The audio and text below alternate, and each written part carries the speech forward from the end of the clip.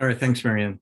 And welcome everybody to this early summer, midsummer. I guess we're close to midsummer officially. Meeting of the Cross-Sector Mitigation Committee. We have a relatively mild agenda today compared with some of the agendas we've had in the past. So perhaps this will be an expeditious meeting. Are there questions about the agenda? It's been circulated. One thing that I think is missing from the agenda that we probably should routinely ask for are the reports from our liaison members on activities on their home committees that would be relevant to cross-sector. And I think that should just be a routine part of our meetings. So let me ask if we should do that at the outset, or maybe give people a chance to think it through and do it a little bit later in the meeting.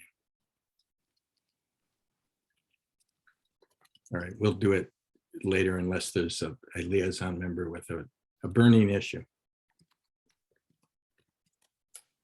Are there other comments on the agenda, or are we ready to approve the minutes of the last meeting?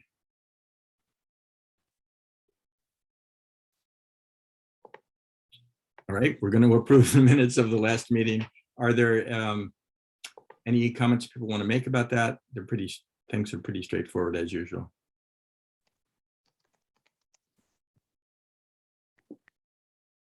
TJ? No. All right, let's just assume that we have consensus on that and jump into the progress in our major issue areas and discussion of the steps that we would like to take during the summer on them. Summer into the fall, frankly, is probably the planning horizon that we should be thinking about. Joey, can you give us a transportation report and maybe call on some others to talk about that? Yeah, thanks, Rich. Nice to see everyone on what feels like, at least here in Montpelier, kind of like a fall day, which I'm actually really loving.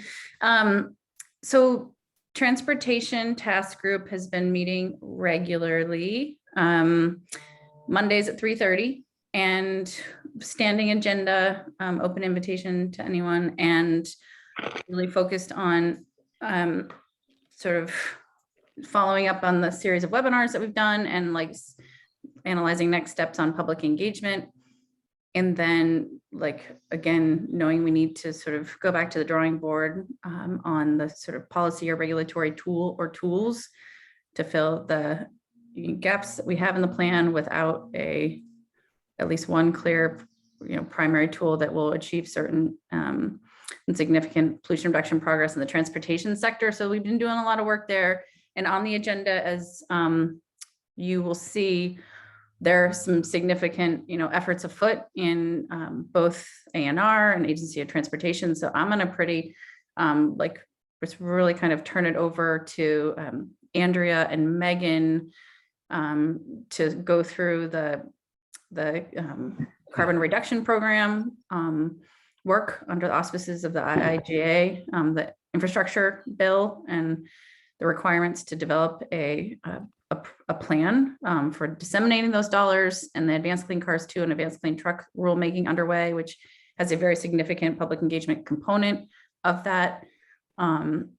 So I'm going to turn it over, maybe starting first with Megan, if you want to sort of set the table for what's happening and or Andrea in those arenas, that would be really great.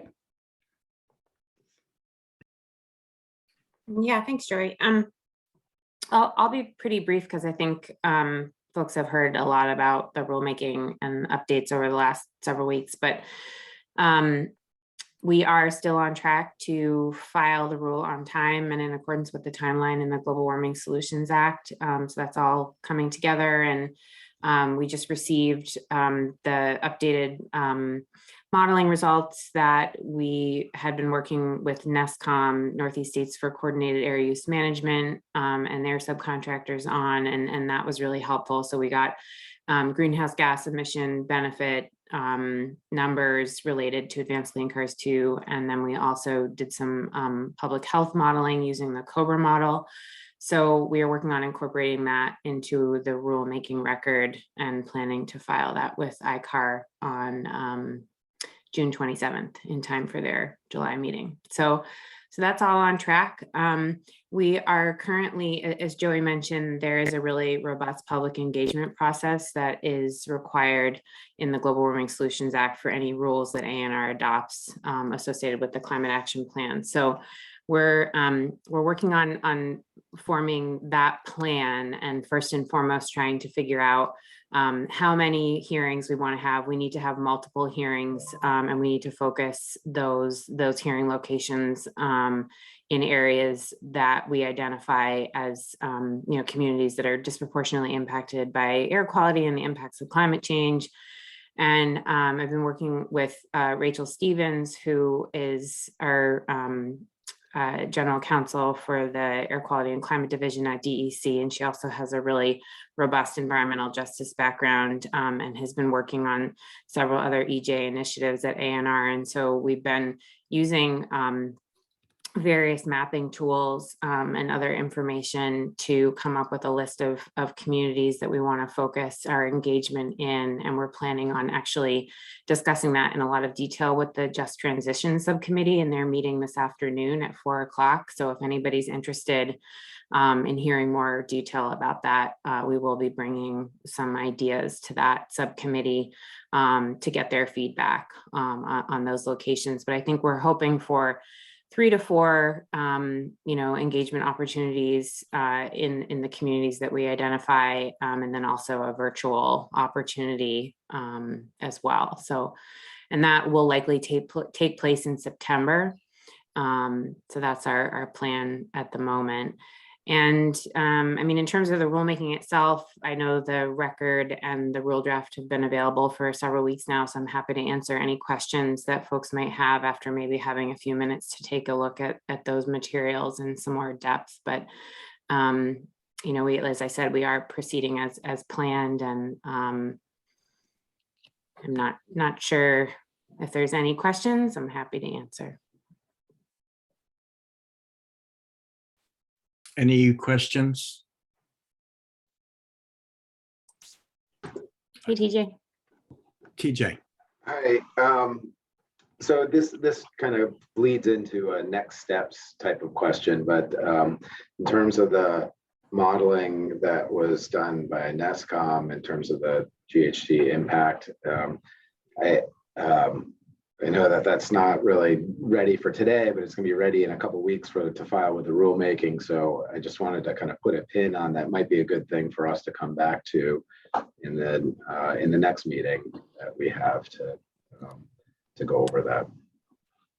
Yeah, absolutely. And Colin, as you all know, presented a really helpful kind of preliminary gap analysis for the transportation sector, taking into account what we estimated the reductions to be from the rules that we're adopting and what kind of remained in terms of reductions that we needed specifically for the transportation sector. And so Colin's working on updating that analysis with the updated data from NESCOM. And we're just trying to work out, some more like reconciliation issues related to, differences in baseline and things like that. So I don't know, Colin, if there's anything that you want to add in terms of what you're working on, but that's our plan, is to include that in the record along with just the modeling data itself. Can you remind us, either one of you, just generally, what's this general size of the gap that remains compared with the reductions from Clean Cars 2 and Advanced Clean Trucks? Yeah, I don't know, Colin, if you have that image handy, we could throw it up on the screen. I feel like I use it so much, I should have it open all the time, but I don't.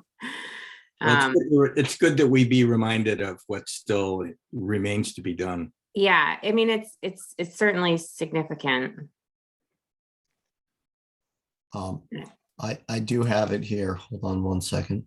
Thank you.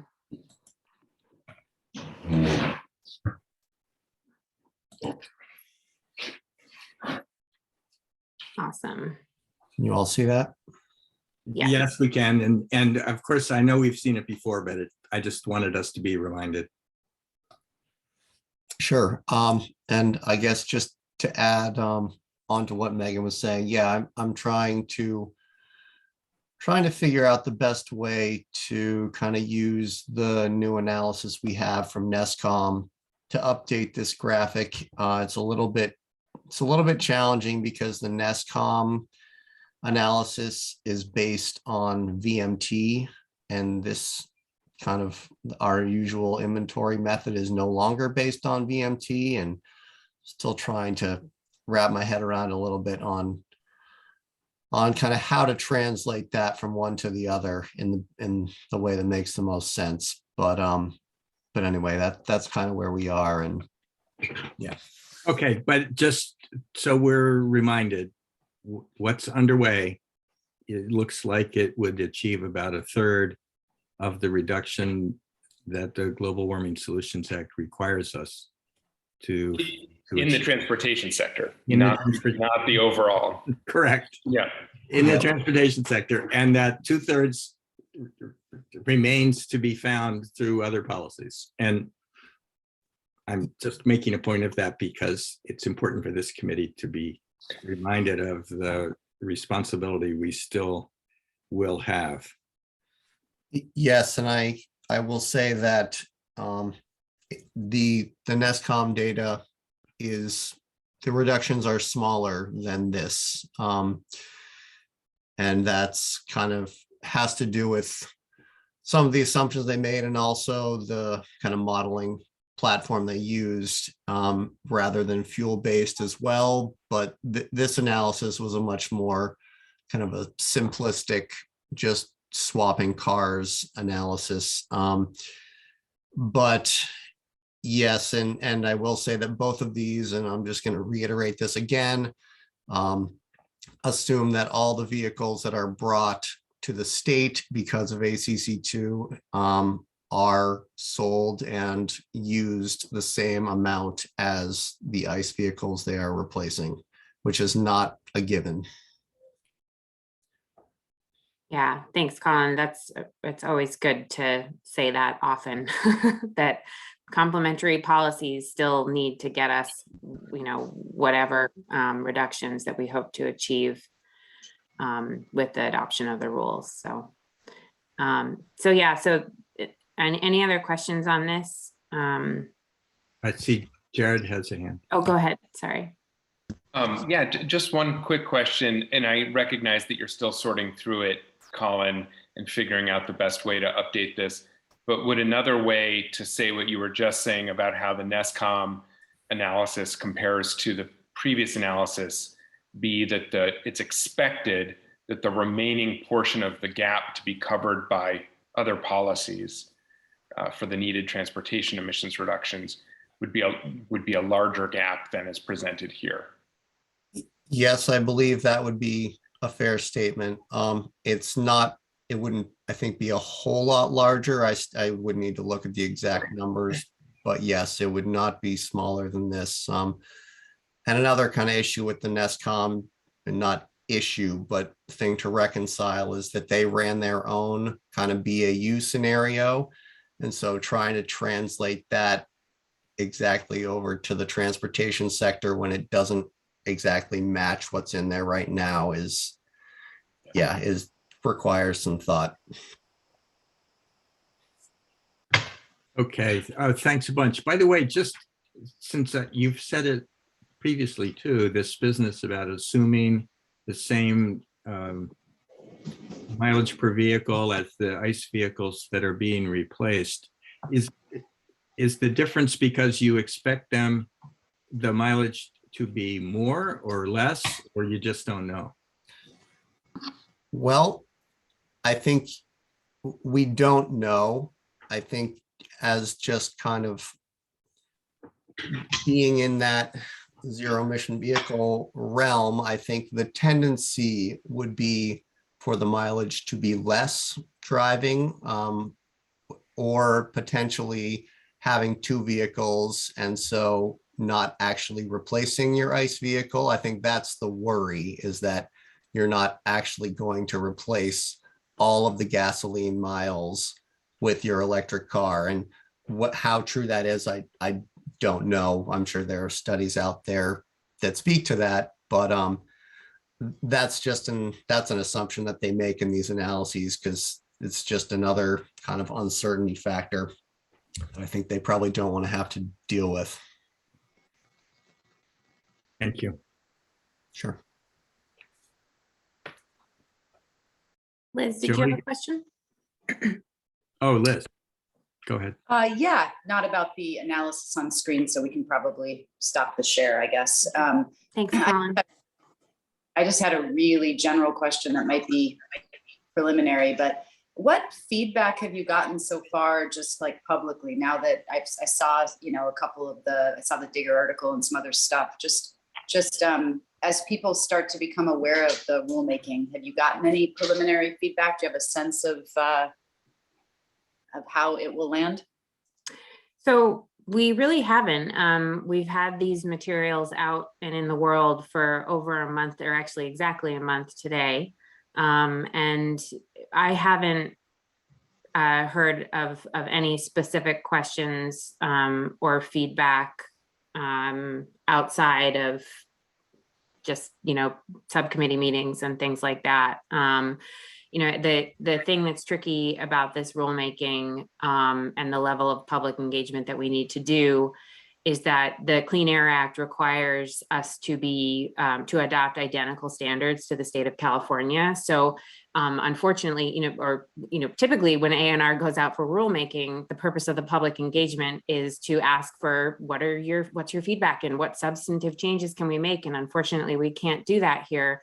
But I think that there are certainly other opportunities for engagement about just the implementation of the program and getting feedback from the public about what they feel like they need to prepare for the fact that this is a major change in our fleet that is coming. And again, these requirements are not being imposed on consumers. It's a manufacturer requirement.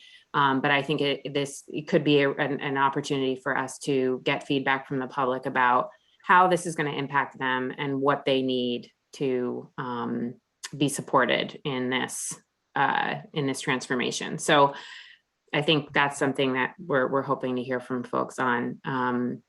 But California is still in their proposed rule phase for the Advanced Clean Cars 2. So I know they're still getting feedback from stakeholders that they're working with, and primarily the automakers themselves.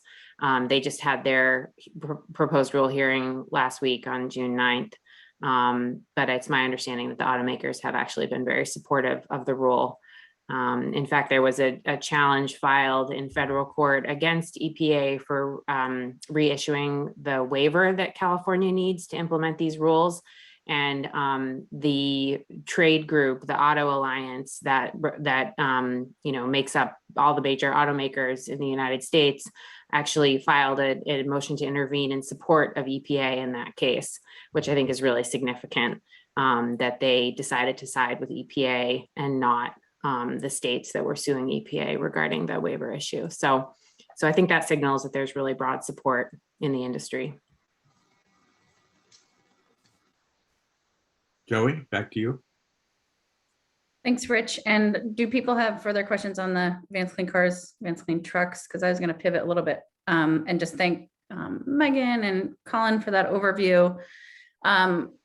Before I turn it over and ask Andrea and maybe Michelle too to weigh in on the carbon reduction program and the infrastructure dollars and that work underway. One, it's a little bit of a non sequitur, but I just wanted to make sure that people were aware, because I think it's obviously related to our work, that the legislature's Joint Fiscal Office, came up with their required analysis of the climate action plan and the economic impacts of that plan. I mean, they were asked to do that without a lot of time and dollars. And so it's, sort of really is built upon the pathways analysis, but I will drop this link into the chat and just sort of, high level, what it says is if we implement the cap and if emissions are reduced in line with it, then our economy and people are expected to reap net benefits of approximately $6.4 billion over 30 years. I just want to share that just again to make sure people had seen it. If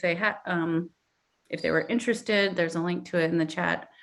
But I just think it's important context, especially in this moment, when people are going to the pump and looking, towards the future with their heating bills, like, the rising costs of imported fossil fuels impacting Vermonters now. We have tools in our toolbox to do it differently, and there's economic benefits in doing so.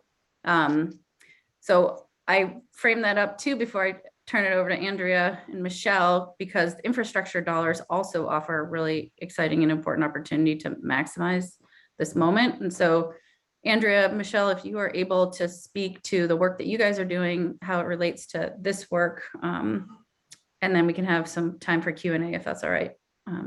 That works. Take it away. Yeah. Joey, I'm gonna have Andrea cover this topic, and if there's any questions that she can't field, I'm here. But I think we have some exciting plans, and we don't have all the answers. Let's put it that way. Yeah, thanks. Can you guys all hear me okay? I never know with headphones if they're working or not. Okay, for those following along or not, with the transportation sector, we've been struggling a bit to figure out a funding source for going through the technical analysis that we want to. We wanted to do a pretty detailed one, and looking for a funding source, we had asked the Climate Alliance for some dollars, and they didn't come up with as much as we wanted and said, hey, but there's this other program that's going to be coming out soon called the Carbon Reduction Program. And it seems like right in line with what you want to do. And so the guidelines came out, I can't remember, maybe sometime early mid-May or something on that carbon reduction program.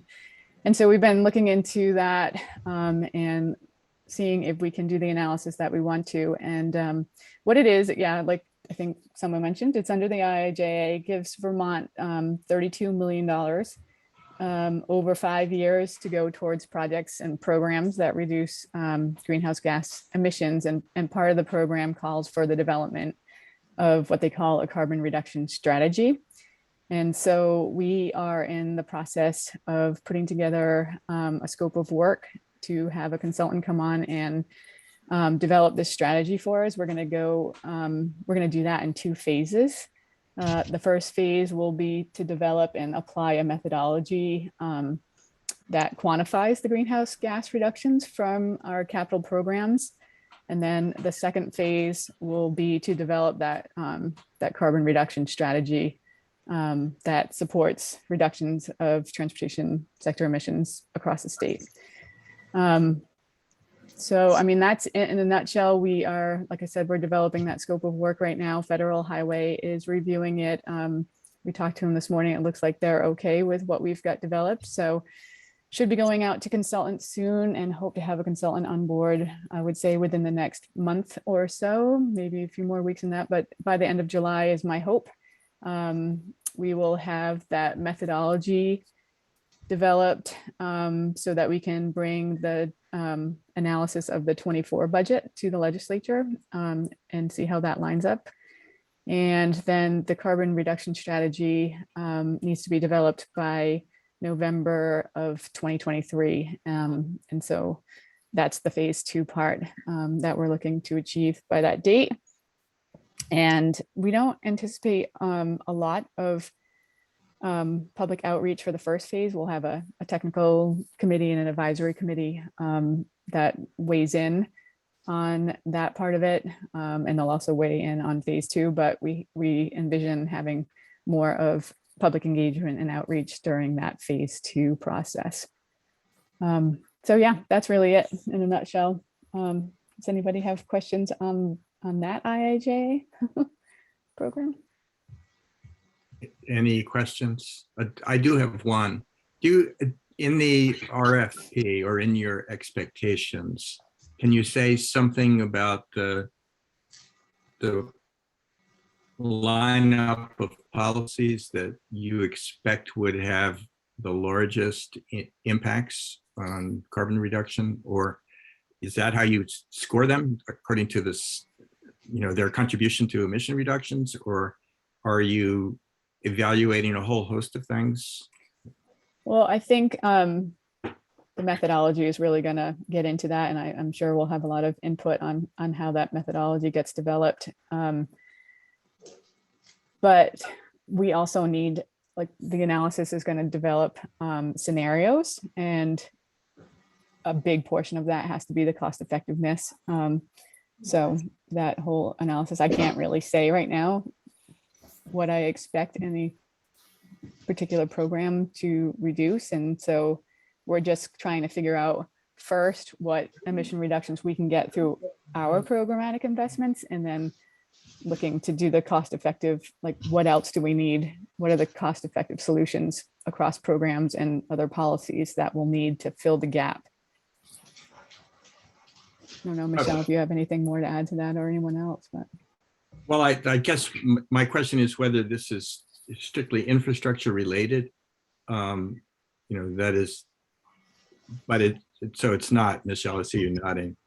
It could include something like analyzing a fee-based program for electric vehicles. Yeah, that first phase is really going to be focused on our capital programs, and then depending on what that tells us about what it can get us for the greenhouse gas reductions, then we're going to look to sort of optimize our programs in a cost-effective way, and then also look at other policies that are available, including what you just said. Yep. Yeah, and I would add, it's not just the hard infrastructure analysis, but it's our programmatic analysis too, in terms of our transportation demand management program, the incentive programs, the public transit program. So it's broad spectrum. Thank you. Any other questions on this topic?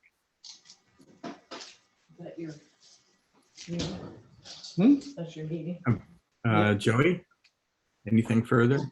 I just wanted to provide a brief update, and maybe Jared or others who might be involved weigh in. You can mute. George, just quick note that you're not muted. So if you don't mind muting, that'd be great. George. Okay, so on the public engagement front, as you heard from Megan, the Advanced Clean Cars 2, Advanced Clean Trucks provides a really robust opportunity. I'm looking forward to the input from Just Transitions Committee today on that. Another endeavor that's underway is something that's happening in the Energy Action Network's Network Action Team and their equitable clean transportation initiative, which I think in moments they're convening a conversation with 8 funded community-based and other partners to do 8 different focus groups asking questions around with impacted, more vulnerable communities and really important community partners about transportation challenges, needs and opportunities from a variety of different perspectives. So I just wanted to share that with you because it's something that they presented.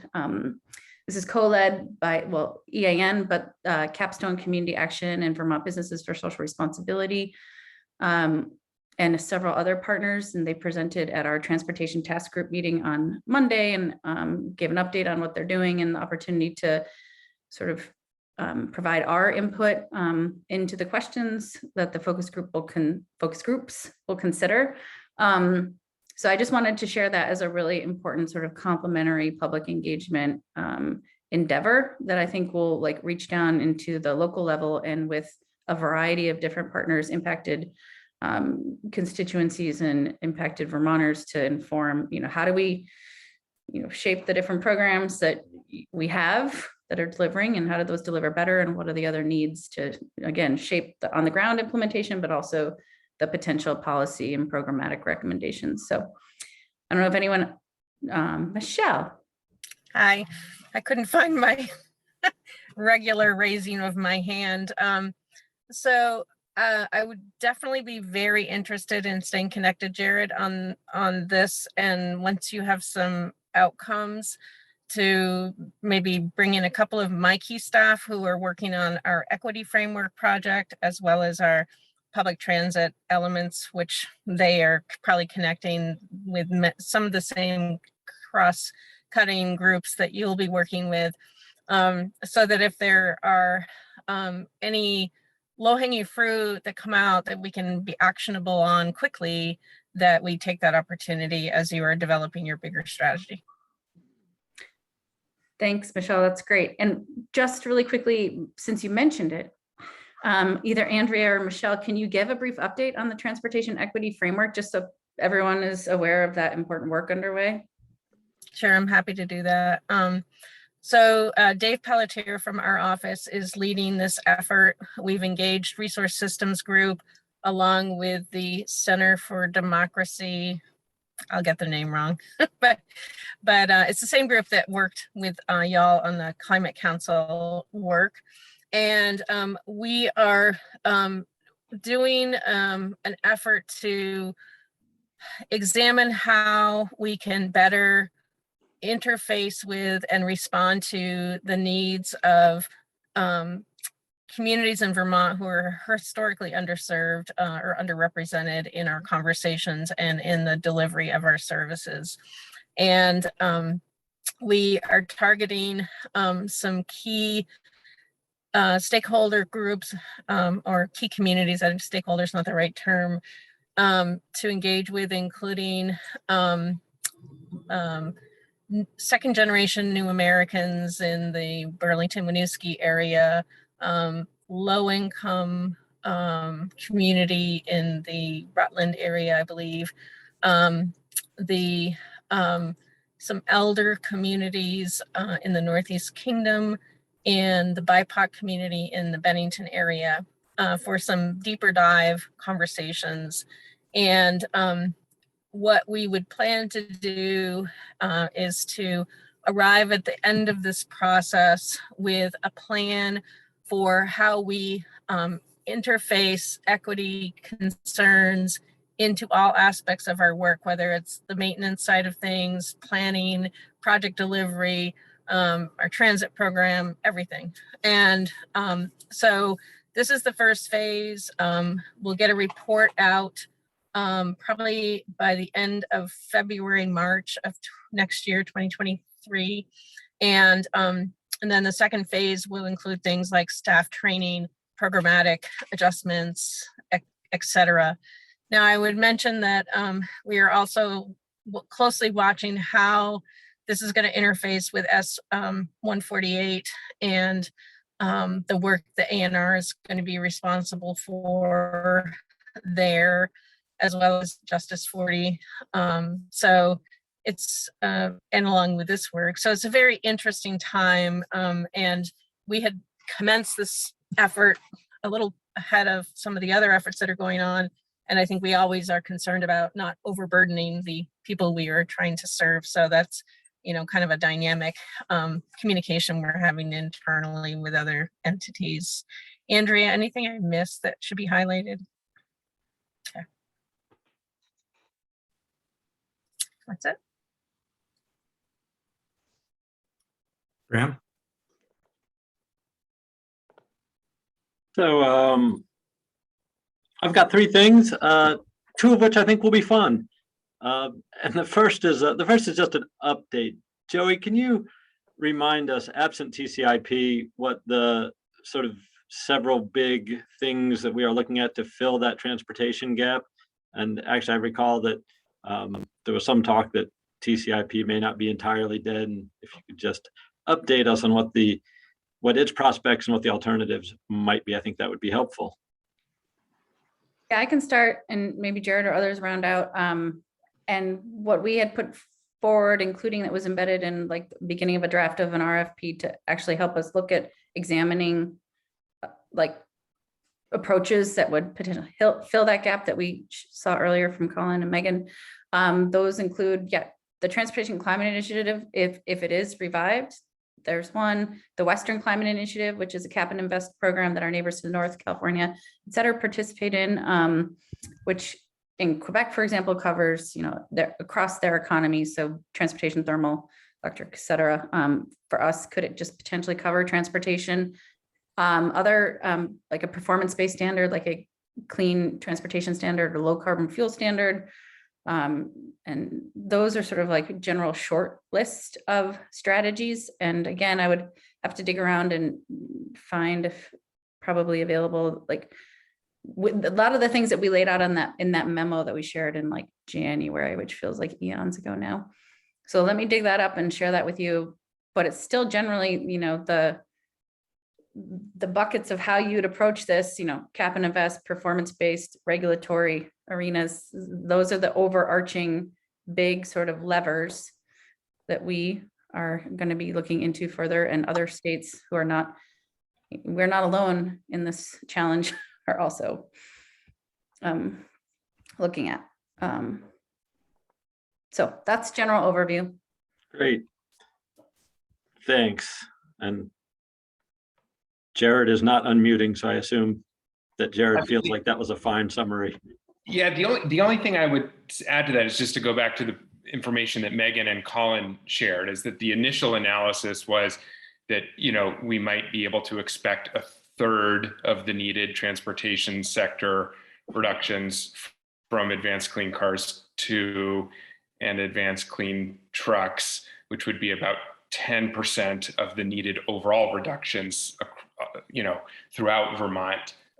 It sounds like those numbers are going to be updated and potentially revised downward. But as it was, Advanced Clean Cars 2 was the only significant, and by significant, I mean that in a term that's defined in the Climate Action Plan as a double-digit emissions reduction strategy that's moving forward.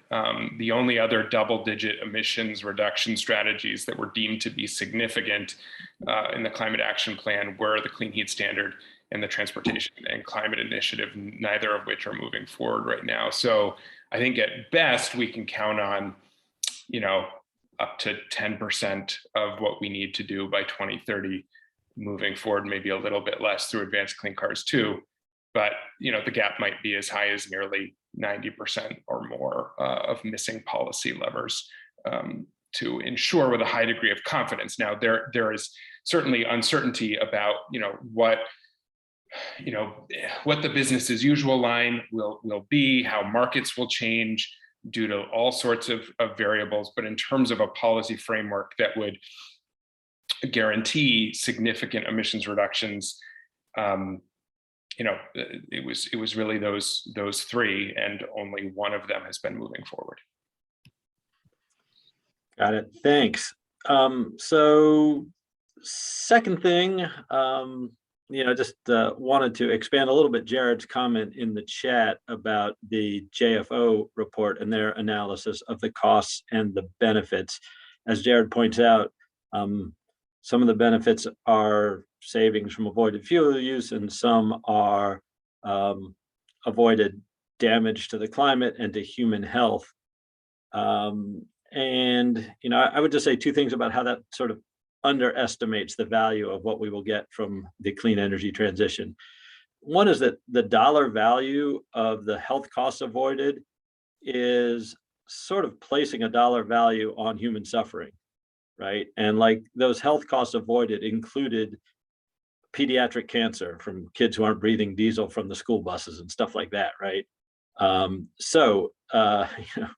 It's conceptually very difficult to imagine putting a dollar value on that. And, we have to do it, and the actuarials have figured out how to do it. And we have a number, but I think it's important to keep in mind the fact that there's a lot of human suffering that will be avoided by a successful transition to clean transportation. And, the JFO also, there are other actual health effects that aren't accounted for there. Noise pollution, for instance, is a sort of meaningful health problem and carries meaningful health costs, and it never gets accounted for anywhere. So benefits beyond what is accounted there. So the $6 billion is net benefit is probably low. And the last thing, I have an idea and I just wanted to run it by you and see if anyone sees anything obviously stupid about it before I bother anyone else with it. I've been thinking about reducing the fossil fuel use of the employees at our company, and it's a tricky one. And one thing we are edging slowly towards is, we can't afford to buy 60 electric cars or whatever we'd need to. But I think we can and are slowly edging towards leasing one electric car and then leasing it for $1 a year to the employee who drives farthest, and sort of chipping away at it from worst to best. And I've raised the question before. Can we get an inventory of all the vehicles in Vermont from most polluting to least polluting, and get our largest reduction for dollars by getting rid of the most polluting vehicles first? And it's a little bit tricky, but I had this thought the other day, and part of the reason it's tricky is because the most polluting vehicles are often driven by low-income people who have to drive a long ways. And how do you get an electric car into their hands, right? Like, the state probably can't be in the business of buying electric cars and giving them to people. But I did have a thought the other day as I got rid of the last piece of fossil fuel in my life, which was replacing our second vehicle with our second electric vehicle. So now I've got this Honda Odyssey van that I got to get rid of. And it occurred to me that one way to replace the most polluting car in Vermont with an electric car is for me to buy an electric car and then go find whoever's got the most polluting vehicle and give them my minivan and spike the engine of that most polluting one and get rid of it. Because, we had the minivan and the most polluting car, and we end up with the minivan and an electric car. So we have sort of, with one jump on the checkerboard, replaced the most polluting vehicle with an electric vehicle. I just wondered if, I think the state and the DMV might be able to set up some way to do an exchange, and maybe we can provide tax credits to people who put their cars in this program and stuff. But conceptually, before I call up Wanda over at DMV and see if anyone has any ideas how to set this up, is there anything stupid about that? No, Bram. In fact, we're doing that right now. Yeah, that's so awesome. Yeah. So if you look up online, the Mileage Smart program, as well as the Replace Your Ride program. Replace Your Ride, you probably won't find online yet, but that is what's coming. And I have a slide deck that Linda McGinnis used to talk about the interface of the Mileage Smart program, which brings high level, high value incentives to low income Vermonters to move into a more fuel efficient vehicle, which could be an electric or hybrid vehicle or just something that gets good gas mileage. And then the Replace Your Ride takes and scraps their old vehicle that's very inefficient and gives them an additional incentive on top of what we have to offer them. Or if they don't want to get another car, gives them other transportation incentive package. So I'll send you that slide deck. We're really excited about this, and you were definitely on the right track. And I love the ideas about what you're doing with your workforce, and would be happy to talk further about some TDM efforts that are underway that might dovetail with what you're thinking about for your workforce. So happy to connect offline. Let's do that. Thank you. That's great. Thanks, Bram, for those observations and ideas. The Replace Your Ride program is something that I think somebody from that was a EAN working group project, and Sue Minter has had a lot to do with it, and so you could speak with her about it. And there probably other names could be named. I'm sure a lot of good heads have been put together on it. But definitely thinking in the right direction. Any other questions? Joey, any other comments you want to make? No, I think we can pivot on the agenda. Just one last comment is that I believe that the AOT is still doing the vehicle miles traveled reduction study to analyze and begin to quantify the pollution reduction benefits of land use and other transportation demand management strategies. So that's really important just to keep on people's radar that that work is underway, and we'll continue to inform, sort of, and measure the benefits of TDM and smart growth strategies, et cetera.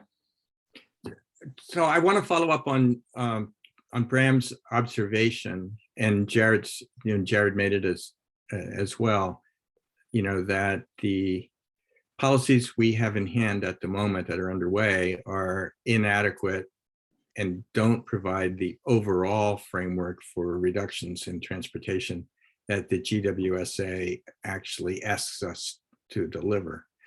And to ask you and other members of the committee, Joey, what do you suggest we do about that in this time frame? Or, it's the Transportation Working Group have a plan to look into the items that you mentioned and Bram was echoing, like WCI or some other overarching strategy, or are we going to wait till after the election? What are you thinking? I think it's a much bigger conversation and question, and there's like answers to that. Some of it is like, there's a bunch of work underway and analyses like the carbon reduction program that Andrea mentioned. And so we're sort of trying to think about what can we do, continue to analyze with like limited to, funds and capacity to continue to, ensure that the council is helping the state meet its legal obligation. I don't have we're having like sort of snippets of that conversation.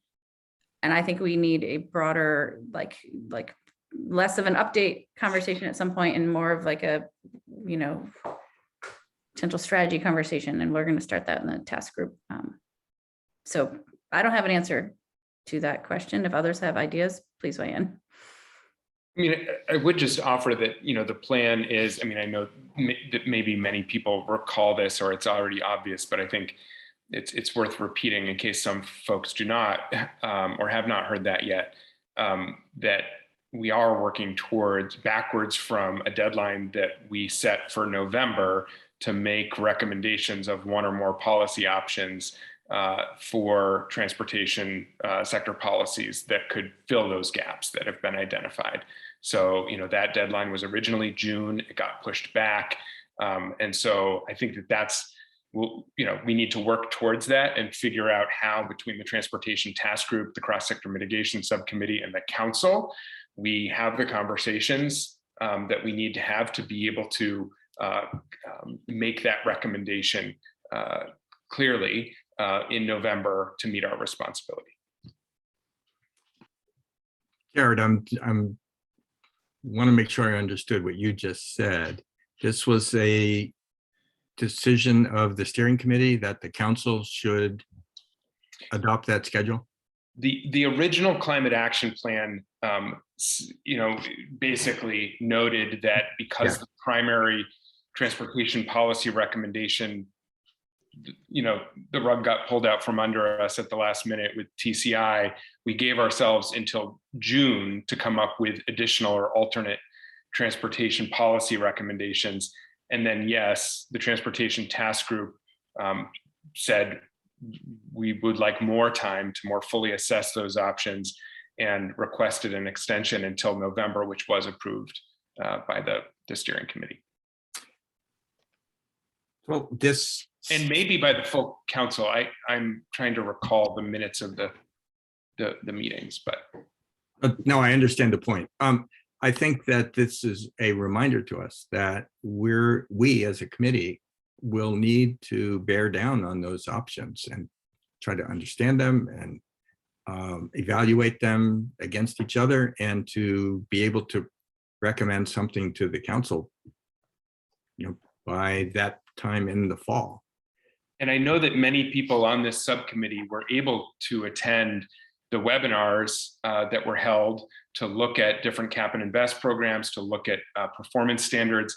And some people have reviewed the transportation policy options memo, but this would just be a friendly reminder that if you have not yet reviewed that transportation policy options memo, which is the last thing in the chat right now, Joey put it in there, or missed those webinars, those videos are up. If you go to the calendar on the Climate Council website, you can view those recordings to just be the primer on those issues and learn what we were hearing about those policies generally, and then the specific experience of other states and provinces, just so that everybody feels as up to speed and as ready to have those conversations as possible. Thanks, Jared. TJ? Yeah, and thanks for this conversation on kind of these next steps and the reminder of those webinars, Jared. And my question was along those lines. It's the transportation work group has already done some engagement on kind of primer, educating on what we're looking at. And I just, I'm not sure, and I missed it, or I haven't heard it today on if there's plans for further engagement before the policy recommendation. And we don't need to get into it too much today. I don't want to run out of time, but I just don't want the committee to do a lot of work and end up in a spot in November or even in the session next year where it's, well, great, you came up with these policies, but there wasn't any engagement. And so hopefully the guiding principles and just transitions documents with the impact assessments and the a plan for kind of engaging those who aren't normally engaged is kind of part of that work from now through November. So I very much appreciate that comment, and maybe we can pivot into the next conversation, but yes, very important. We don't have a budget for that work, unfortunately.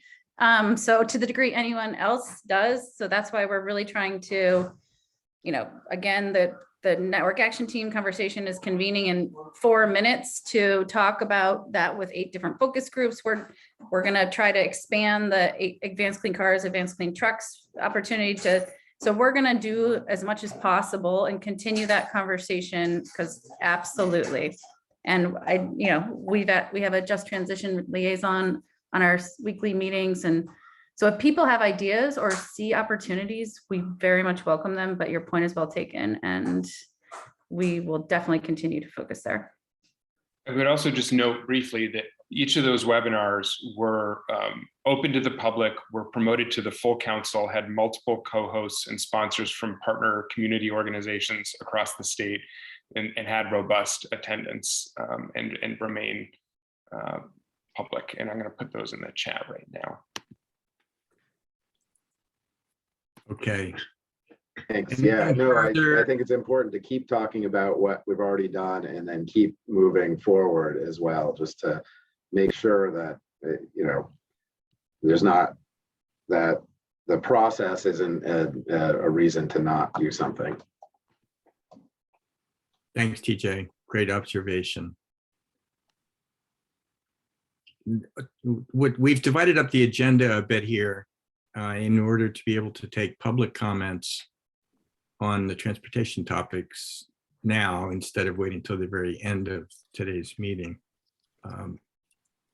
So I'll open the floor to any members of the public who want to comment at this point on the conversation we've just had on transportation.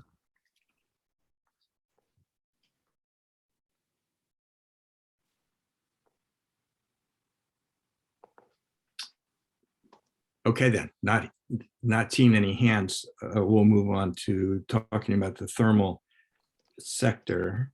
And we're going to have a similar conversation in the thermal sector as we just had with respect to the failure so far to adopt a major driving policy in the thermal sector that would meet the obligations of the GWSA. And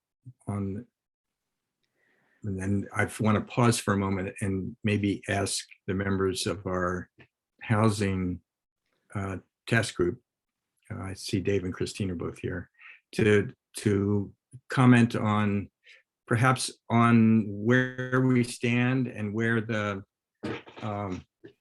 weatherization, I mean, the good news is that we've made some, significant progress and new contributions in the weatherization arena. But that's not going to be enough. So, Dave? Thanks, Rich. Yeah, I'm happy to make a few observations, and I'd love to hear from Christine as well. So with the clean heat standard, almost making it across the finish line in the entire legislative process, that's still out there, and I think folks think it's a viable choice. It's a policy that gets at, as I recall, something like 3/4 of the building sector's emissions. And there were all sorts of questions about it, and there continue to be, I would say. But it seems to me that it would be useful to have more economic and environmental analysis of the clean heat standard to put a finer point on what was developed so far. We need to better understand the transition that the Global Warming Solutions Act envisions for the building sector, moving away from fossil fuels to alternatives. And we also need to engage the public more thoroughly. And I say the public generally, but I would think all communities that aren't able to participate in this effort. I think we need to do a better job with that. Now, the legislation that was passed but vetoed by the governor, established sort of, I forgot the precise term, but it would have taken a year where things would be studied and before anything was put into place. And I think not knowing what the new legislature is going to look like, not knowing what the legislature is going to be inclined to do, it would still be worthwhile to take a closer look at those sorts of things and look at the economics, look at the environmental impacts, study the transition and issues related to the transition that we need to make to meet Global Warming Solutions Act goals. How to do that, I don't have precise suggestions, but I think those are some things that need to happen. Thanks, Dave. Christine, something to add? Yeah, thanks, Dave. I think a couple of things. I was not directly involved with the questions that came up about the legislation while it was, working its way through the legislative process, especially among other fellow nonprofits and stakeholders who had concerns about the legislation. So I don't know exactly right now off the top of my head what those stated concerns were, but I do think we, whoever the we is, should remind ourselves what those concerns were and come up with some productive activities to try to address those concerns, to try to help ameliorate that repeating itself moving forward. And I know I was in, I think it was the EAN pre-summit conversation where there were quite a number of stakeholders contemplating whether to keep moving forward with the clean heat standard or perhaps try a different approach. And the sense of that group at that moment in time, about a month or so ago, was that it's such solid legislation. There's been so much good work done by the Clean Heat Standard Network Action Team or Working Group that we want to keep pushing for it. It's a big legislative move, and that doesn't always happen in the often doesn't happen in the first year or the first time around. And so the sense of that group anyway, not too long ago, was let's keep working at it and keep the conversation moving and do some specific work to address where there are lingering concerns. I don't know that anyone has actually been asked to fulfill that assignment or accepted that assignment. And just in my own activities, the approach I'm working on right now is I'm working on, as a volunteer in a couple of different House and Senate campaigns to try to address the issue from a different angle, which is let's try to increase the votes the next time around. And I'm not up to date on the work and the focus of the biomass working group that was formed recently. And I do believe some of the concerns about the clean heat standard was the eligibility of biofuels as stated. So I'm hoping that some of the work of the biomass working group might address some of those issues, but I'm not up to date on exactly what the focus of that group is. So it's nothing very definitive, but that's what I have to offer to the conversation at this moment in time.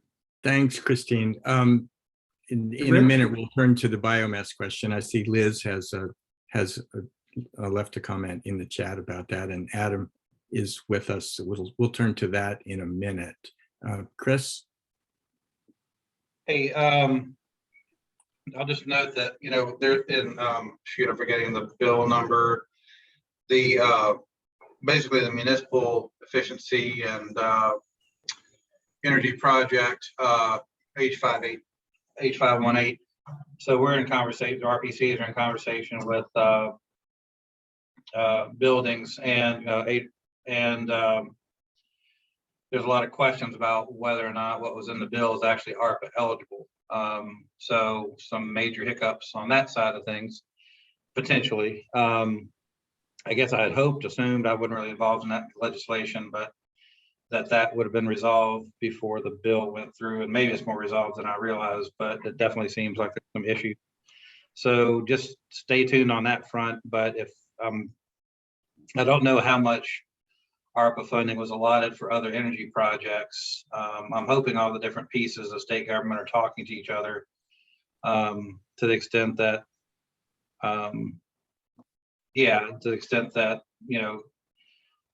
buildings is doing something that maybe Department of Public Service had already done, but just want to, again, not necessarily ringing an alarm, but just something that we need to be cognizant of.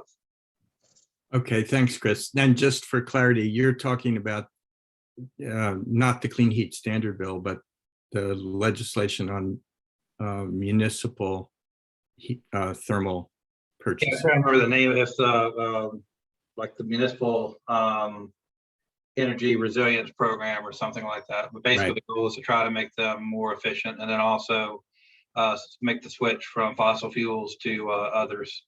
Right. Thank you, Chris. That is a parallel companion policy. Dave and then TJ. Thanks, Rich. I just should have added one other thing. While I have not followed the weatherization at scale subgroup particularly closely, I know that VHFA, just sort of a subset of work there, has worked on tariff on bill financing. What they've done is develop a model tariff.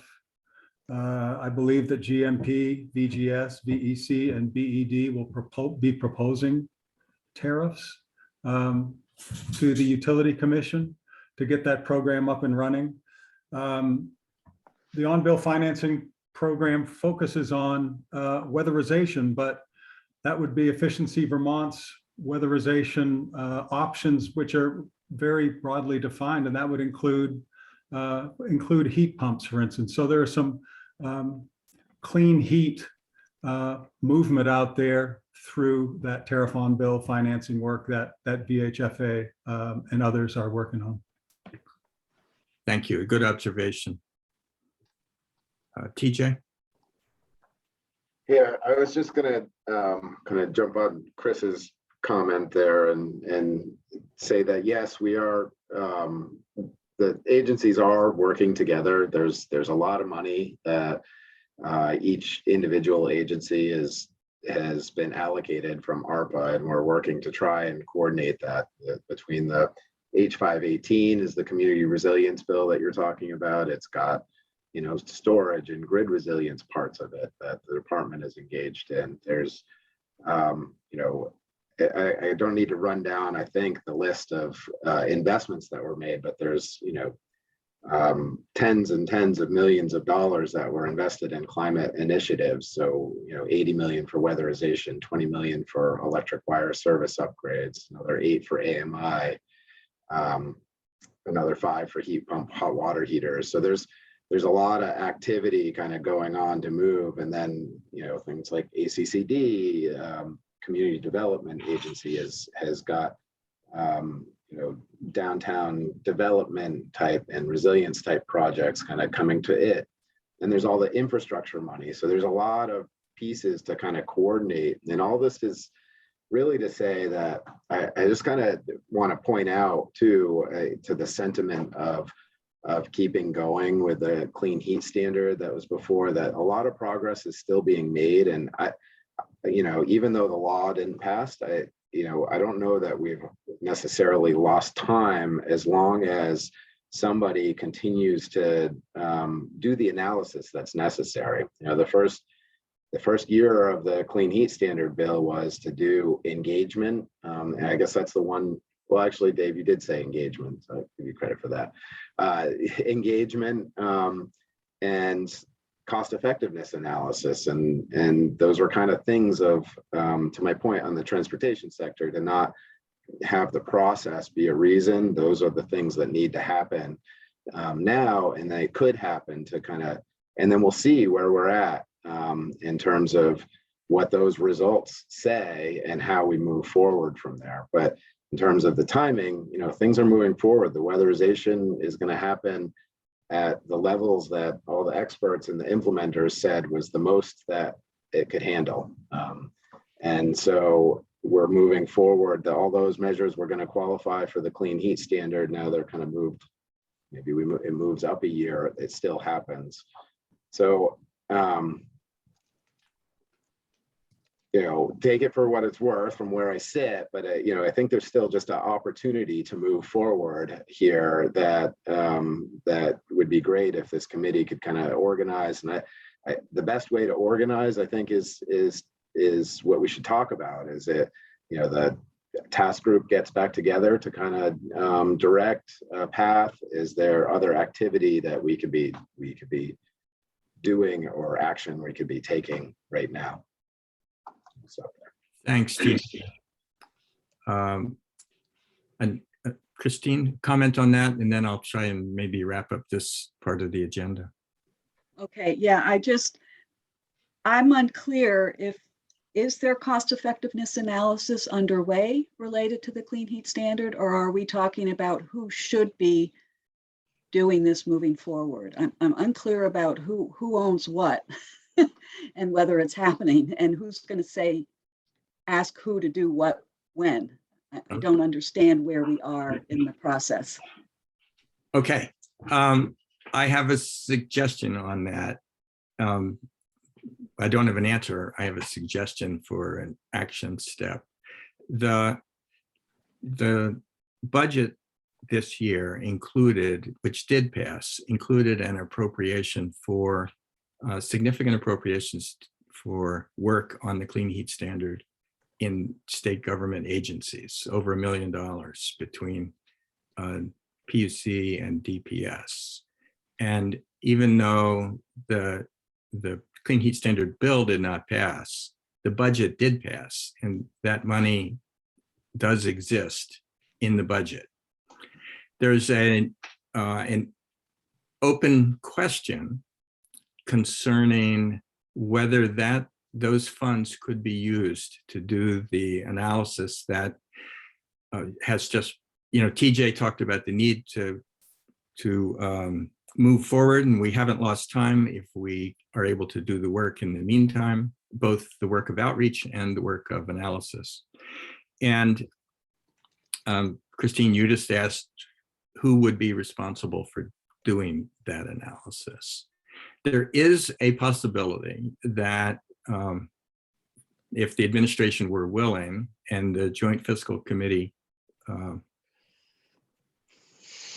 agreed that the funds that were initially identified as to implement the clean heat standard and do that analysis, actually, and in fact do the analysis and do the outreach and do the drafting of a proposed rule.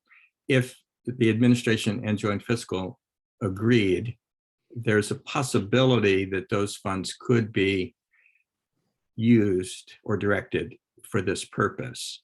It gets really complicated as to whether that's legally possible or what's the strategy for making it happen. Because when funds are, I've talked to a few people about this, and when the underlying legislation doesn't pass, the funds sort of fall back into the general fund and couldn't be, and it's perhaps the case that they couldn't be officially reappropriated until the Budget Adjustment Act happens. But there are financial steps that could be taken by the administration and with approval of joint fiscal if the administration and the legislature were to agree to do it. And what I'm going to propose is that this committee ask the Housing Task Group to look into that possibility, to discuss that with appropriate folks in the administration and perhaps in the legislature, and just to see if that's a possibility, and to come back to us with a recommendation for action that the committee could take to encourage action. So that's a direct answer to your question, Christine, I think. You're muted. Sorry, I think you said ask the Housing Task Force. Who is that? That's you and Dave, and on a good day, me. Okay. Previously referred to as the Buildings or Thermal Task Group. Yeah, sorry. So we have some work to do, and we could do that work and come back to the committee. I'm happy to take comments, on that suggestion, but we are just looking for a way to continue making progress on the analysis that you alluded to, Christine, to address concerns raised by stakeholders and concerned citizens, and also to address the precise questions raised by the governor in his veto message. He was very concrete in saying that he wanted to see a complete analysis of the potential costs of different aspects of this program. So we would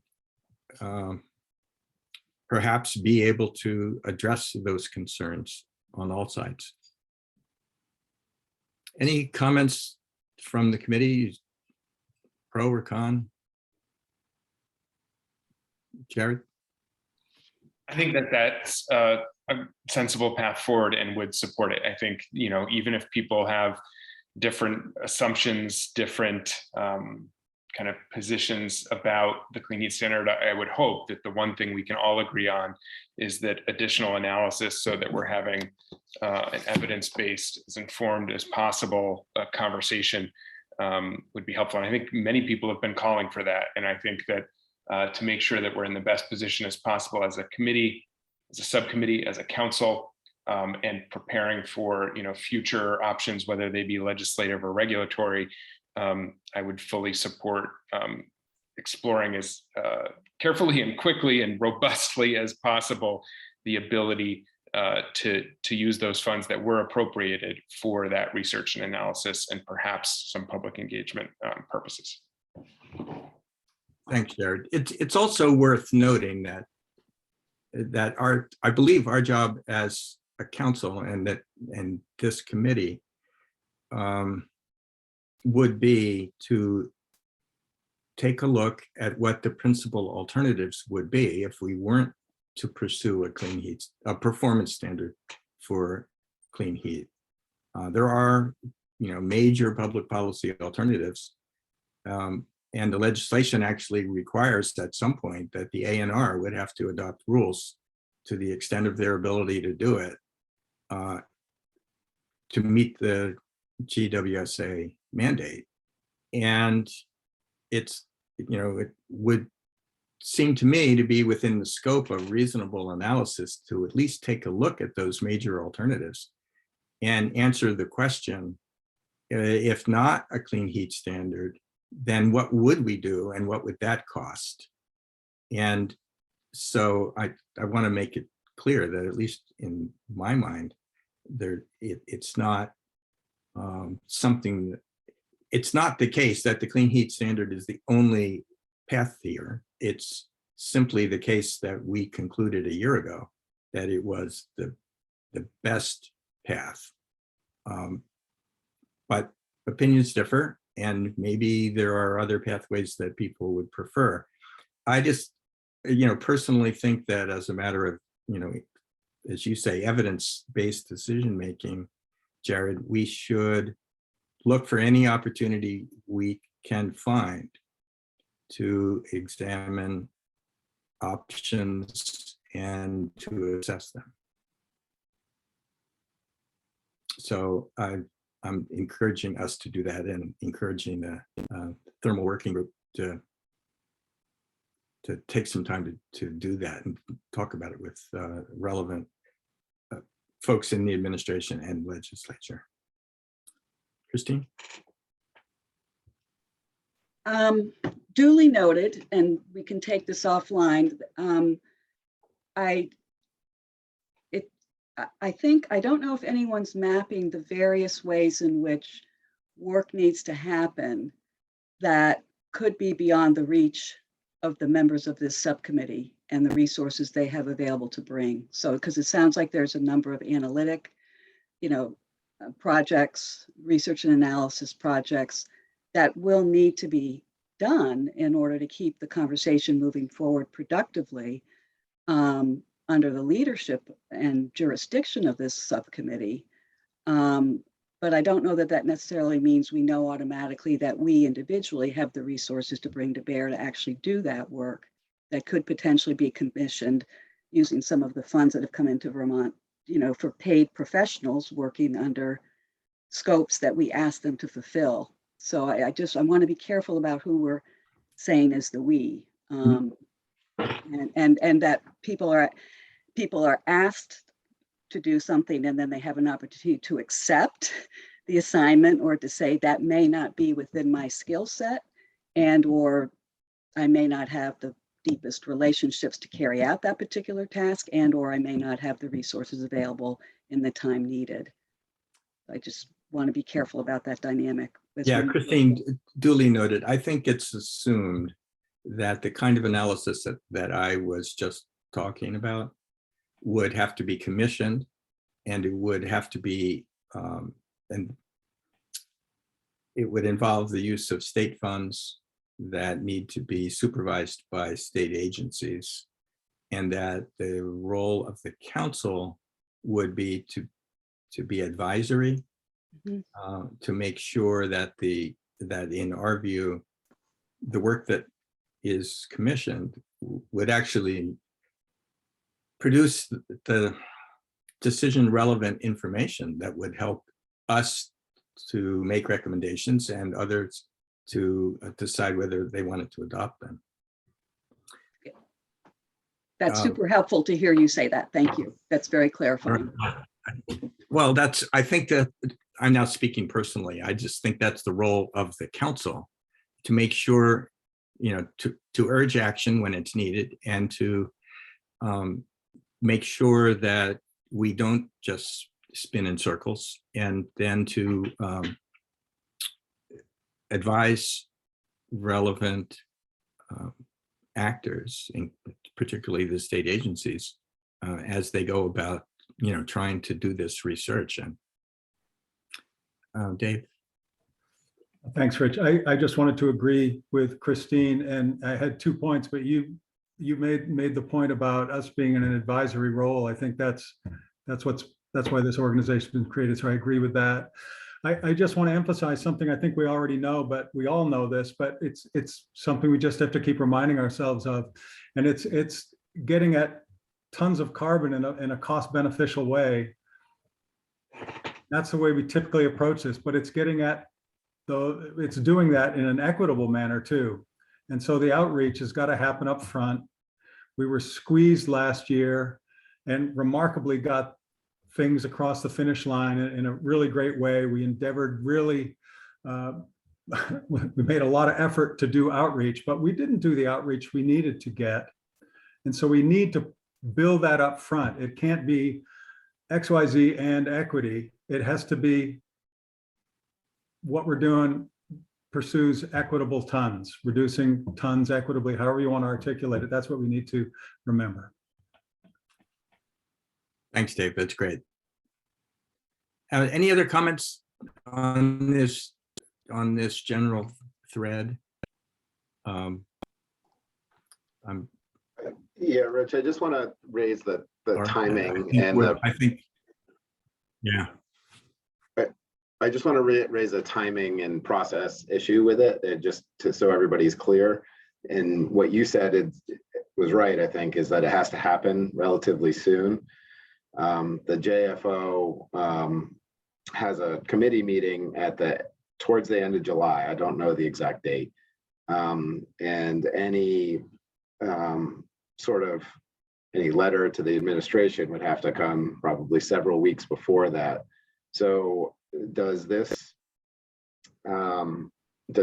subcommittee want to authorize that thermal task group to write and send the letter, or does it want to have a kind of check back at a next meeting? And I think our next scheduled meeting is not until July 17th. I don't know if that's soon enough. So I guess the former would be what I would suggest, a path where this subcommittee just authorizes the task group to do it, send it, copy this committee when it gets sent. But does that sound reasonable?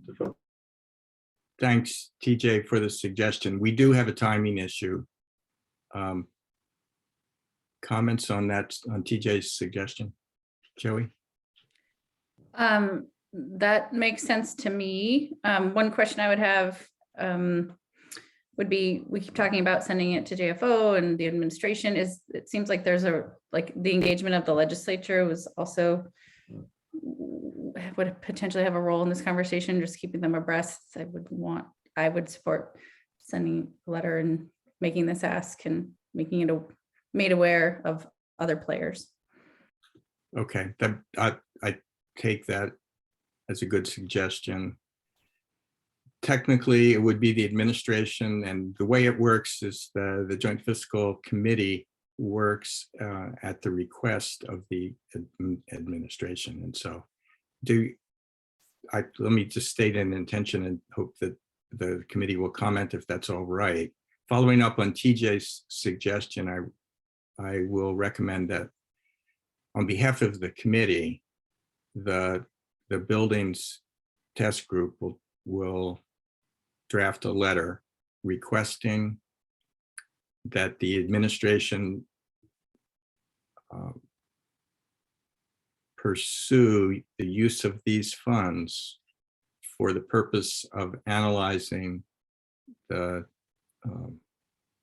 clean heat standard options and answering the questions that the governor has raised and that came up during the legislative debates. And we can leave it at that for the moment. And I suppose we can ask that the Department of Public Service and the PUC, who are actually designated to receive those funds, look at actions they can take to continue analysis and to develop policies to examine more fully how a clean heat standard would work. And that would, what we can do at this point is to ask those agencies to take those actions and offer to act in an advisory capacity for the conduct of any study that they decide to commission.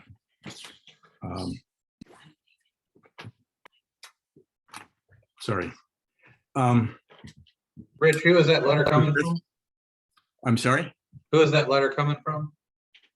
It would be coming, well, I think it should come from the committee because it's our committee that proposed, it took the lead on the clean heat standard. I'm not remembering, I'm not refuting that can the committee do that, or does that have to go through the steering committee of the council? I don't think we have a rule on that. My understanding, and maybe it's not 100% clear, is that any letter that would come from the council as a whole in the past, or any action from the council as a whole in the past, is started with the steering committee and then been put in front of the full council. But if it is a letter or communication from a subcommittee, the subcommittee has the ability to do that on its own, so long as it's clear that it's coming from the subcommittee and not the council as a whole. Okay, it'd be good. I'm not refuting that at all. It'd just be good for Marion to confirm, just so we don't get inadvertently sideways or something. But right, let's put it this way. I'll check on that to make sure that it's an appropriate thing for the committee to do. But based on this conversation, it would, I mean, we first have to look into the possibilities with respect to the use of the funds. So I don't want to get ahead of ourselves on that, but assuming that there's some possibility, then I think time constraints require that we go ahead and make our request plain very soon. Dave? TJ suggested that a letter go out, but there's not enough time for a check back. And I wonder if there's another way, because of the scheduling of the next meeting that this committee is going to have. Is there another way, TJ? Do you have an alternative for another way for a check back? Or are you comfortable with the way Rich just articulated the elements that would go into a letter?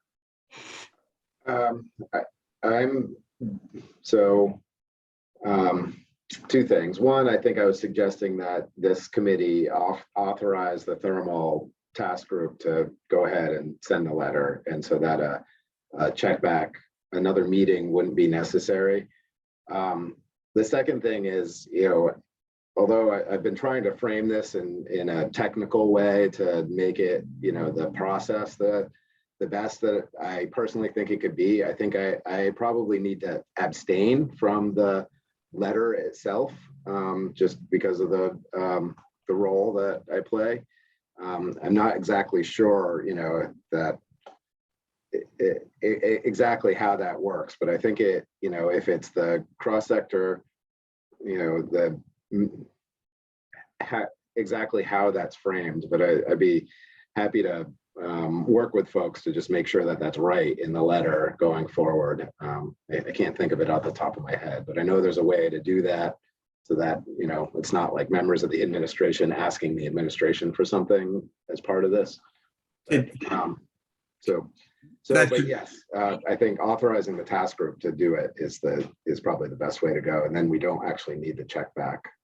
All right, thanks. I will endeavor, though, if there's some important point, to inform the committee of anything that comes up that would change the direction that we're pursuing right at the minute. And TJ, I expected that from past experience that you would want to abstain from participating, in the letter, and that the legislatively appointed members and the additional appointed members of the committee would be the ones sending it. Okay, I will take that in hand, working with other members of the thermal group. Thanks very much for the conversation. We should move on. Are there public comments at this point on we're, as I say, taking public comments at each point, a major point in the agenda? All right, hearing none, can we have a report from the Biomass Task Group? Can you do that, Adam, or do you think Liz's note in the chat covers the basis? I can do a real quick add-on to what Liz put in the chat, and I think Megan's also on the call, and so if I miss something, please chime in. So yeah, the committee seems to be up and going. Focus thus far has been hearing from experts across the field. Thus far, we've heard from Dr. Thomas Buchholz, And then also Dr. William Keaton, both have connections back to UVM and are forest carbon leading experts nationally and internationally. So there was a fair amount of absorption of that content that was presented. Some of the takeaways were in favor of thermal forms of biomass and to pair that with local and excellent forest management practices that help build carbon stocks over time. That's an oversimplification. That's kind of one of the takeaways that those two presenters had. The committee has had some discussions around what ultimately are we charged with, and going back to the ag and ecosystems issues that were kind of flagged and tabled and brought forward. But a lot of the focus moving forward is around recommendations about electric-led facilities. And because Rygate's fate is kind of in the balance right now, and there have been proposals for expansion of the McNeil station to add district heating. A lot of the focus of this group is to, and the charge is to come up with recommendations of like what should be done on those, and whether, you know, expansion should be allowed or further support for those facilities should be allowed. So that does tend to be the focus moving forward. And so there's good framing questions that have been developed to guide the committee moving forward. Thanks, Adam. Are there questions for Adam? Are you going to take up sort of, I get the impression from what you said that you were setting the stage so far. Are you going to take up the exact question of electric-led biomass facilities soon or later, or what's the? Yeah, it's a good question. I can send a link to the guiding document that was developed by Jane and the chair that lays out all the questions that we are charged with answering, and to see if the committee has consensus opinions on these specific questions. So I'll drop a link momentarily. I don't have it right now. Okay, thanks. I should pause here and ask, are there public comments on the biomass test group report?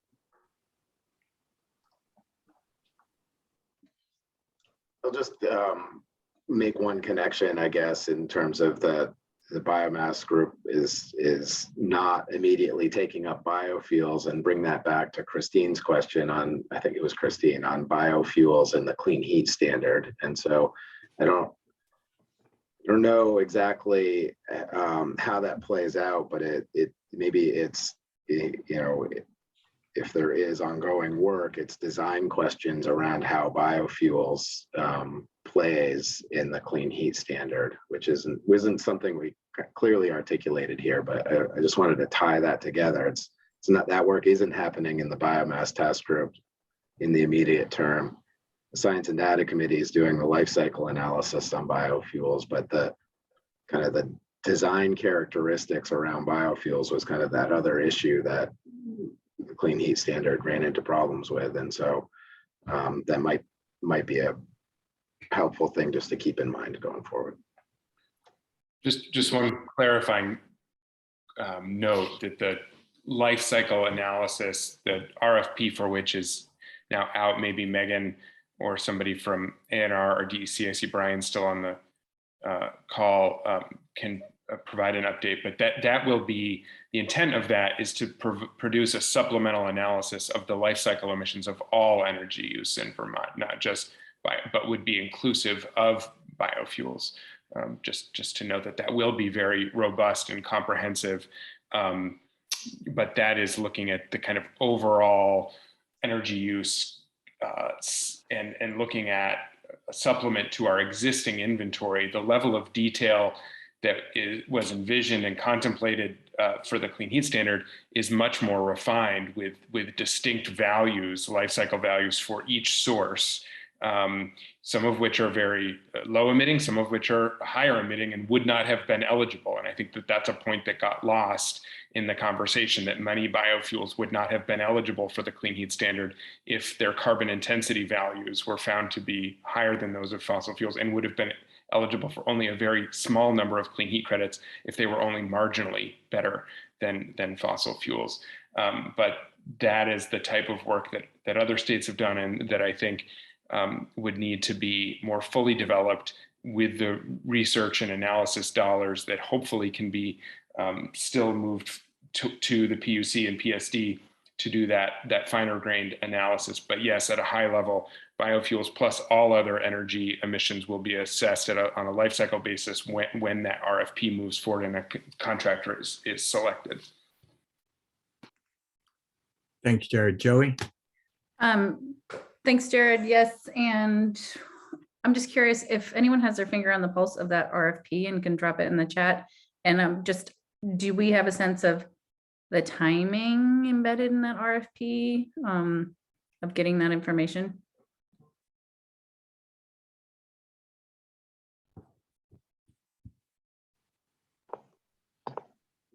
I'm pretty sure that question's directed at me, and well, the A&R put it out, but Jane is on vacation. I'll find that and get the link, unless Marion beats me to it, because she's faster than I am.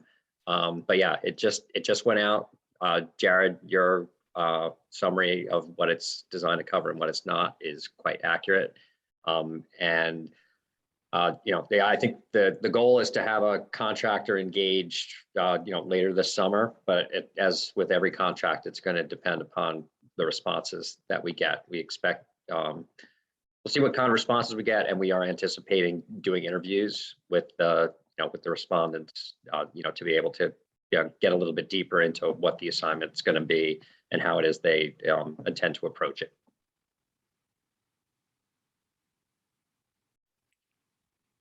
All right, thank you. Christine? That was super helpful. Thank you, Brian. Nice to see you again.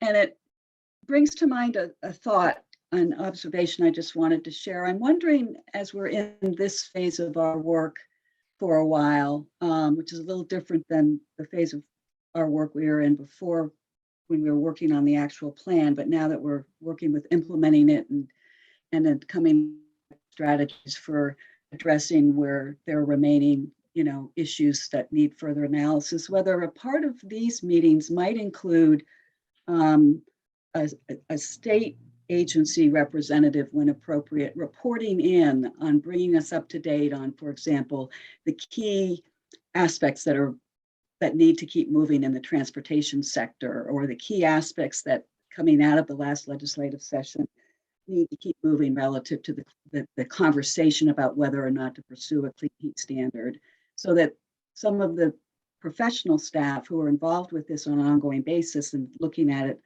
and aware of what's going on in the legislature or within the agencies with the various RFPs could provide a very quick, brief update by sector to sort of bring us all up to at least a common base level of knowledge, so we're not only relying on what the committee members happen to know coming into this, but more of a state level systematic approach sector by sector as a part of the updating part. It's just a suggestion I wanted to throw out for consideration for future agendas. Thanks, Christine. I am conscious of the fact that we have a little more time to be reflective and to take on board both the progress that's being made elsewhere in state government and and some more detailed information to guide our decision making, compared to the place we were in a few months ago when we were trying, urgently to adopt the plan. And so it does seem to me to be the case that we should be scheduling reports that will advance our understanding of the state of play, and also the the research and analysis that's going on. So I thank you for that. It's a challenge to develop the agendas. We've just been dominated by such fast moving things in the past, but now we probably should kick back and decide that we're going to concentrate our meetings in a way that would really advance our understanding of what's in front of us.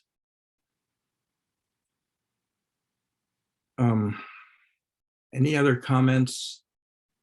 I think we're drawing to a close here.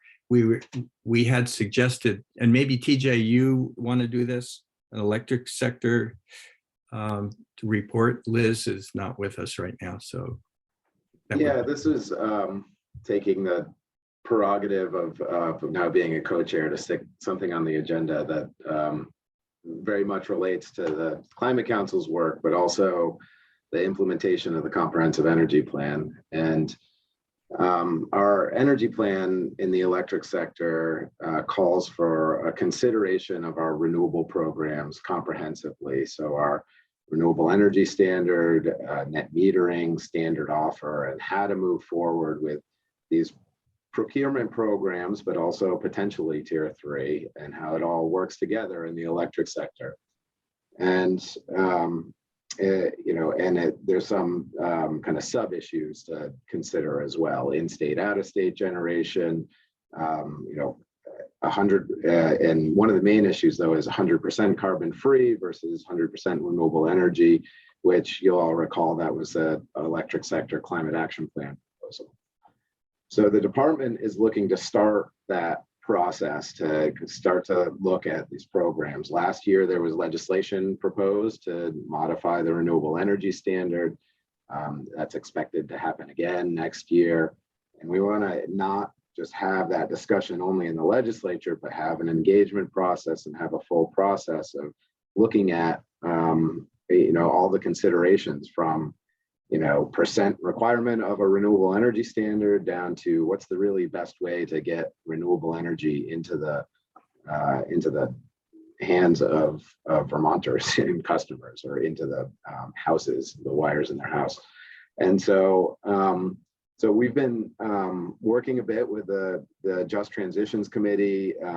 Claire McElveny has been engaging there, and with the public engagement subgroup of that committee to really develop what the process might look like. And right now we have two processes: a 6-month process that would be quote unquote ready for a 2023 session, and a longer 18-month process that would be a little more in-depth and have for lack of better words, more robust engagement, at least longer and perhaps deeper. I've talked with a couple of folks, actually maybe they've dropped off now, but it started to talk individually with folks, and there's others on this call that I want to talk with individually as well about that process. But the idea now is that we're looking to put out a request for information, which recognizing that written comments are not the best way to engage everybody, but a request for information on the process itself. Should it be the 6-month path or an 18-month path? And then really what's important to people. Is it in-state, out-of-state? Is it how we deal with Hydro-Quebec? Or is it getting offshore wind? Is it, having better ways to engage communities in their renewable energy profile, and have that really inform the process. Originally we were on a path to just start with, hey, let's get Renewable Energy Vermont and the utilities together and start to kind of talk about this. And we realized that we want to hear from everybody at the same time. We don't want to kind of engage the usual suspects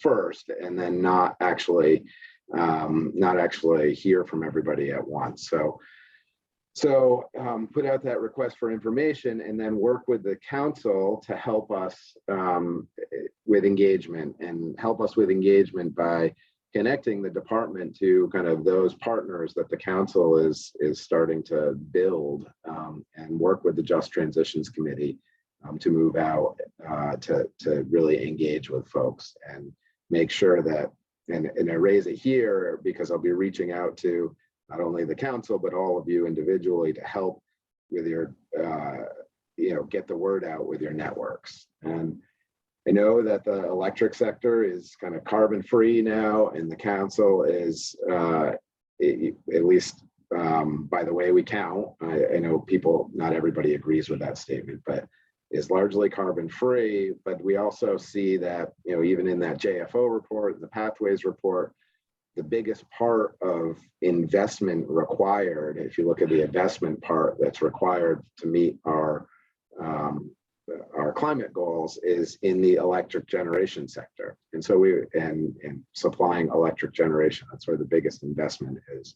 So we want to make sure we're moving forward affordably so that we're continuing that economic proposition for transportation sector, thermal sector to switch to electricity. And the hope is that this can be in parallel. We're really cautious about overwhelming folks as well. So we really want to work together with the other processes here. And I really wanted to raise it today. I know there's not a lot of time, but welcome for quick feedback here. But I would expect over the next couple of weeks, I'll be reaching out to many of you in your respective capacities individually as well, and that the RFI will hopefully come this month. So that's kind of it. Oh, the last thing I'll say, sorry, is that so we're expecting this to be, the way we're putting this forward now is because it's in the energy plan, and it to be a department-led process that we want to coordinate with the council on. That's kind of our approach to this. We want to be consistent with the council and the climate action plan, but there's a lot more sub recommendations in the energy plan, and so there's a lot more kind of issues that we're tackling here, and we want to move this forward, recognizing that the council itself is I think prioritizing thermal and transportation. So now I'll stop. Thanks, TJ. What's the schedule, by the way, on the comprehensive energy plan? It was published in January. There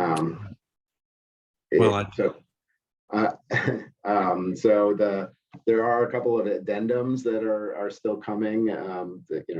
Guidance for utilities and their integrated resource plans. There's some follow-on work with the Act 175 standards and providing tools to planning commissions like Chris's to use the LEAP model and to look at generation constraints. But for the most part, the energy plan is published, and the next step is annual energy reports each year that measure progress towards the goals, report on that progress towards the goals. All right, thanks. Can I ask briefly though, for if you have it, TJ, more specificity on the timeline for the public engagement process that you're envisioning regarding comprehensive electricity sector kind of policy discussions? Yeah, so step one is kind of this initial request for information, which I'm hopeful we can issue this month. That would be at least a month of response time, if not more, or we figure that out. And then that is not meant to put any respondents in a box towards positions or anything. It's really what's important to you, this high level process recommendations. We would expect the fall then to actually have some engagement opportunities, kind of getting that initial feedback on what's important to folks, setting the table and moving forward. Depending on what sort of resources we can put to this with some infrastructure funding, there's a lot to be determined on the public engagement. I would love to do something like deliberative polling, but I don't know if that's expensive, and I don't know if that's a possibility. But I would expect something in the fall, some more policy discussions. We also have to do a a report on the renewable energy standard itself. And there's a model that we publish every year associated with that. So there'll be some technical workshops to inform assumptions for that model. Also in the early fall. And then, a draft report of the annual energy report. But in the long process, there would be, again, more robust engagement in the spring as well. Can I just ask one clarifying question about the RFI? Is that a request for information from stakeholders or experts about kind of information that they have that would be relevant to the conversation that you want to have on the table? Or is it a request for information that would lead to an RFP for public engagement consultants to manage that engagement process in the fall? I'm not clear on that. So I think it's broader than just the technical stakeholders. Hopefully, it's really to try and glean what is important to folks. It's not necessarily, and it won't be the final effort in that question, but it's, well, two things. One, what kind of process do people think is necessary? Like, should this just be, is this too weedy and nobody cares and we should just do this in 6 months? Or should we, have this longer, more robust engagement? And, that's a significant question. I think it's a fair question. I think, there's arguments for both paths. The other thing is, I would like to hear from more than just kind of the regular folks, just the utilities on what they think is important to them. So I mentioned I'm going to be reaching out to folks. Joey, you're one of them, and talking to you about VCAN and how we can work together and working with energy committees. And then when I said working with the Climate Council on kind of just transitions and just the partners, whether it's, recognizing that those relationships are just developing of, rural communities, indigenous populations, people that we don't normally engage with, and trying to figure out what's important to those folks, because we haven't heard from them, and this is new for the department. So we're kind of figuring this out as we go. What's not new is working with the usual suspects. What is new is trying to broaden and to get to others. So we'll be looking for all of your help. Thank you, TJ. Question, Jared, but I hopefully got there. Well, it looks like you've got a plate full of follow-on activities from the CEP. I think we should pause here and see if there are additional comments, and particularly comments from members of the public on this last section. George.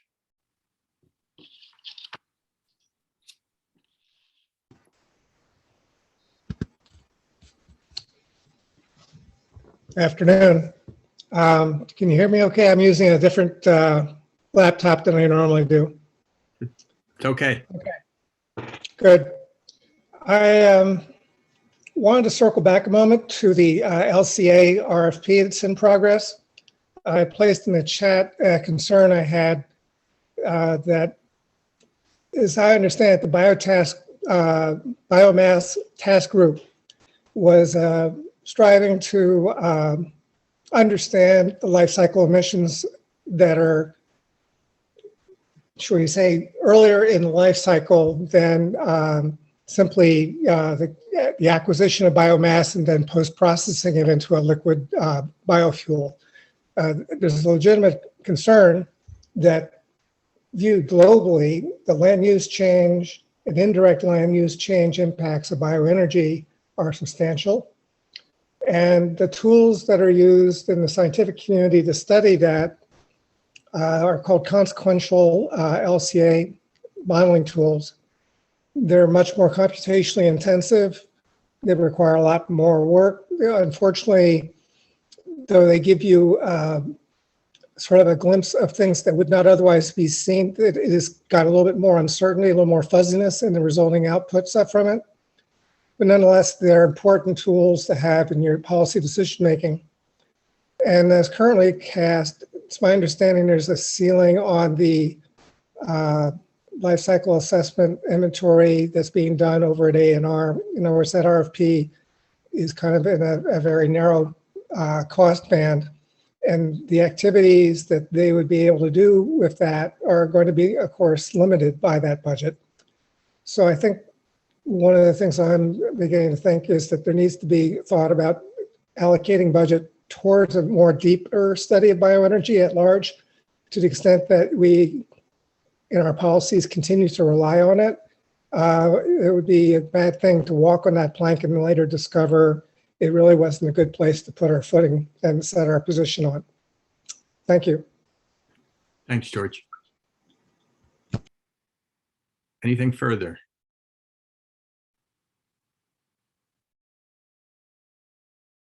I don't hear any other comments.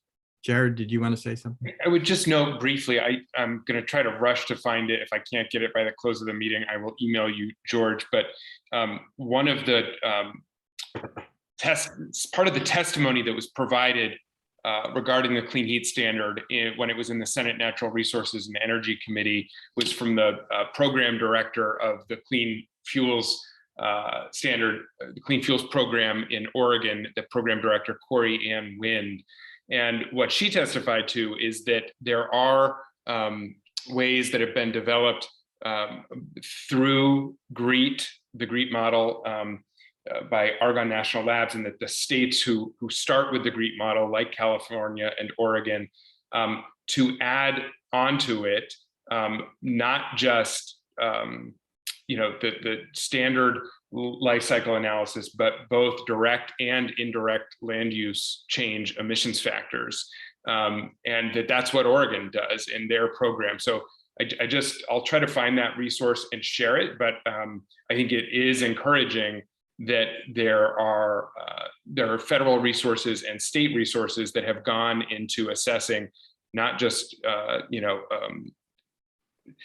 life cycle analysis that looks at the effects of direct land use change, but also indirect. And states who are doing those programs are using those indirect numbers. As you say, it is complicated, but I'm encouraged that there are significant resources being targeted at understanding that better. So I'll share that. Thanks, Jared. And anything further for the committee today? Well, in closing, I want to thank you all for taking part of the afternoon on a nice summer day to spend with us. It's great to see you all, and we will we'll be back in touch. Our next committee meeting is scheduled, I think you said, for July 17. Marion, can you help us with that? Anyway, give me one moment. I'll have the calendar up.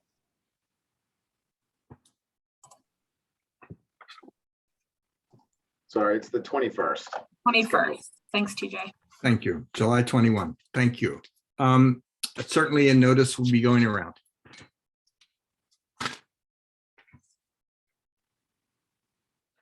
Thanks, everyone.